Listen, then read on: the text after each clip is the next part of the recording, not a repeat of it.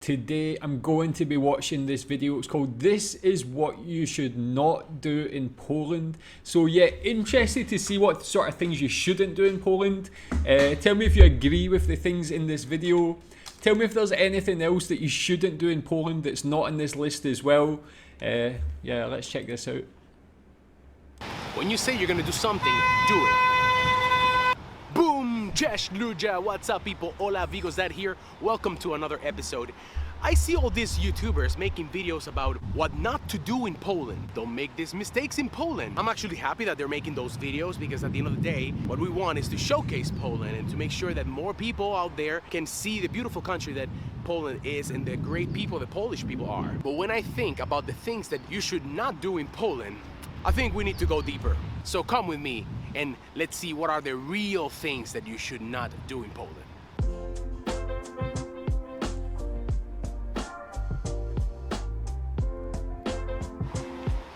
If there's one thing that you're going to avoid doing on this list, this is the one. Don't refuse a babcia's offering.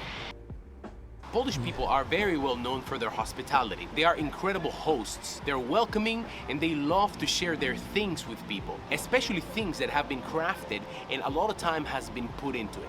Food is a very big one, and this traces back to the times of war. Of course, all this has been extremely well documented, but if you didn't know, back during war times, it would be weeks before people would have any option whatsoever at the grocery store. Dzień dobry. Dzień dobry. Chleb poproszę. Proszę. Dziękuję. Unlike today, you were not choosing between a bread with 7 seeds baked in a Mediterranean stone oven or the gluten-free loaf designed in America but assembled in Vietnam, only sold in Marks and Spencer's to the first 100 people. And even with this scarcity, Polish people were splitting in half whatever little they had to share with whoever might need it. A great example of this is during Polish Vigilia, there's always an extra space at the table for an unexpected visitor that might need some shelter. It is a generation thing. Polish grandmas, although a little old and maybe a little tired, will always find strength and time to show love. That's awesome. Usually they do that by giving you things, especially food. You don't eat fish? Nieważne. Oh, you're on a diet? Nieważne. You're vegan? You're vegan? Shit, that's a lot of butter. Nieważne. Very good. So I've learned a little bit about babcias before on a previous video. I really like that part of Polish culture. I think it shows a bigger thing about Polish culture, about how he mentioned Polish people being hospitable, still having that community spirit and caring about other Polish people.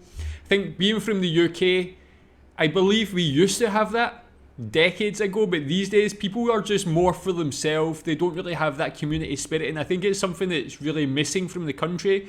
Knowing that Poland has that, I think it's awesome.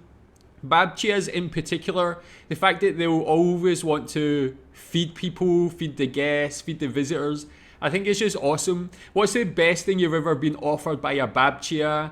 What's your babcia like? Are they always giving you food? I think it's great. And yeah, great part of Polish culture. Don't worry about being nice. Be consistent, be reliable. Depending where you're traveling to and where you're from, this may vary, but it's quite a general rule that whenever you go to a place, it pays off to be polite, to be cheerful, to be nice. It's not that Polish people don't like it when you're nice, but that concept is a little bit different when you're in Poland. I myself, I'm very guilty of that. I can smile all day long and I can compliment people left and right, but I'm still gonna get long faces and awkward stares if I don't comply with the single most important rule in a relationship with a Polish person, and that is to be consistent and to be reliable. If you say you're gonna do something, do it. If you said you're gonna be there at 3, don't show up at 4. And if you committed to helping a friend, but you were just trying to be nice, don't do it, or you lose all respect of Polish people. Yeah, honestly speaking, some of the things they say to you can come off as pretty damn rude. If you don't know the reason why they do it, then you might feel a little bit like, hey Kuba, can you help me put together furniture this weekend? Nope, I don't have time. Cold. But you see, it's not that they're really just rude, honest. it's that they don't want to commit to something that they might not keep their word on. They really don't want to come off as unreliable. Same thing goes with consistency. If you say you don't like something, don't be changing your mind because people will take your word for it. Yeah, I think that's perfectly acceptable and actually something that should be encouraged. For me, being from the UK, as I mentioned, we're probably prioritise being like nice and friendly and being polite more than anything.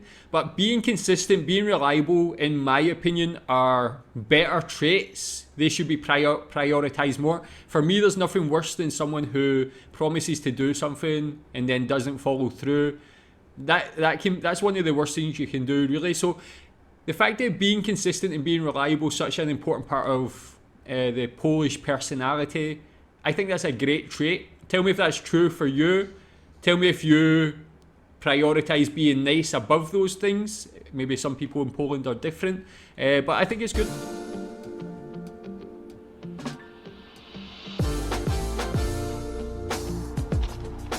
Stop all that fairy tale bullshit and let's complain together. If there's one thing the Polish people love more than vodka and pierogi babci, is to complain. But here's the thing, there's an art form to complaining in Poland. There are certain rules that you have to adhere to. There's nothing more irritating to a Pole than someone that comes off as overtly happy and just overall fake. Your friend had a terrible day at job, we're in the middle of the pandemic, their son is sick. The last thing you should say to them is, "Będzie dobrze, jutro jest nowy dzień." Oh, don't even try. Instead, share how you also had a shitty day and he will feel understood. Polish people value community, so they rejoice on the feeling that they belong to a bigger picture. So the infamous Polish complaining, it's nothing more than them looking for a connection with others. So next time you hear someone grumble, show some camaraderie and let them know how you're also going through something similar. As counterproductive as this might sound, I promise you, in the end, they will give you a big smile. If you want to go to the next level with Polish people, don't... Yeah, I think that's actually a very good thing as well. For me, if I'm feeling like angry or down, one of the last things you want is for somebody to come along and say, you're okay, it's going to be good. Because it doesn't really make sense at that moment. And again, for me, being from the UK, our personality is to be that positive person and say, everything's going to be all right. The British way is like, what is it? Keep calm and carry on. Basically, just like, think everything's going to be okay. But the Polish way of actually going to the same level of that person and say, yeah, I'm having a crappy day as well, I think you would get more comfort from that, actually. So I agree with that as well. Although some of these things, it's really the way that's been built into me is kind of maybe the opposite. I can see the benefits of these things as well. Don't just go for the words, go for the body language. It is true the Polish language is one of the hardest languages to learn. So when a foreigner learns a couple of words, you'll get a few surprised faces and even a couple pattings in the back. Although, let's face it, Polish people don't touch so much. And having said that, we're in the year 2020. We are in the times of millennials, of Gen Z, and you get more and more YouTube videos showcasing Poland, the wonders that you can find in this beautiful country. Which means it's not uncommon to find some foreigner learning to say do widzenia or dziękuję. But for the life of me, learn that it's not pierogis, it's pierogi. It's already in plural form. There are some serious, unique body language cues that if you master them, Polish people will hand you the keys to the city. Number 1, the Polish shoulder shrug. Nie wiem. Tak. Number 2, the circle of trust. Polish people have what I call a circle of trust. It's an imaginary ring that goes all the way around them where they feel uncomfortable whatever is close to this imaginary ring. I mean, I feel that as well. I used to live in China, in Shanghai. There, it's the opposite. It's like you go on a train after work and you're really like a sardine in a can. Like people are all over you. I hated it every day going to work or coming back from work. There's no personal space. No, I would love just to have that circle, like have physical circle. If I could just put it on and just have people not come that close to me. Let's say this is a person. If that person comes inside my ring, that is a no-no. And number 3, voice volume and polite interruption. For me to explain voice volume and polite interruption, I'm gonna need Karolina's help.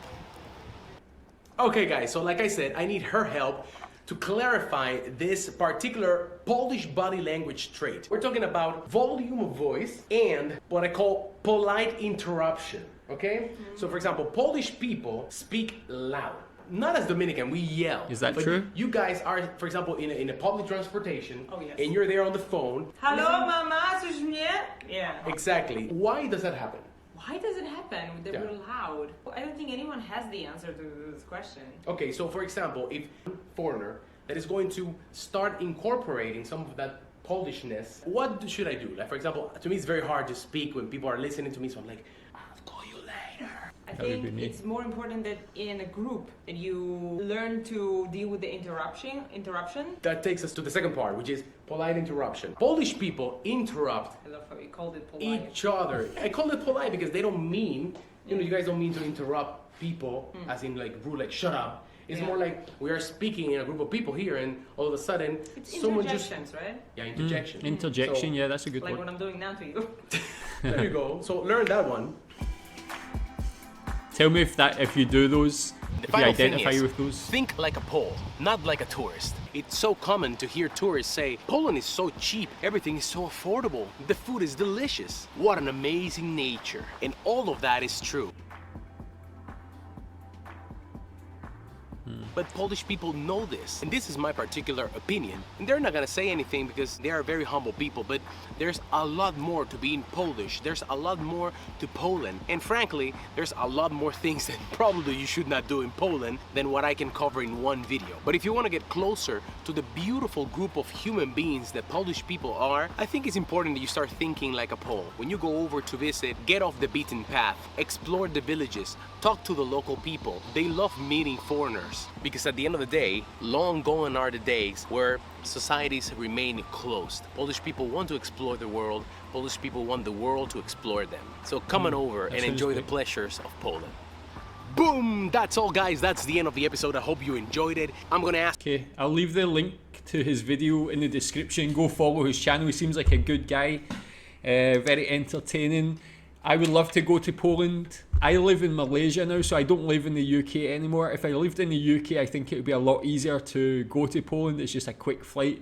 Now I live in Malaysia, it's quite difficult, especially having a family and stuff. But I'll definitely get to Poland at some point. Tell me where I should visit in Poland. Where would be a good starting point? And good video. Really enjoyable, very interesting to see the things you should not do. Tell me if you're from Poland, do you agree with these? Is there anything else, as I mentioned, that you should not do in Poland that was not in this video? And yeah, just tell me if you identify with any of those things at the end of that video that he was mentioning with regards to the Polish personality and way of life. Thanks.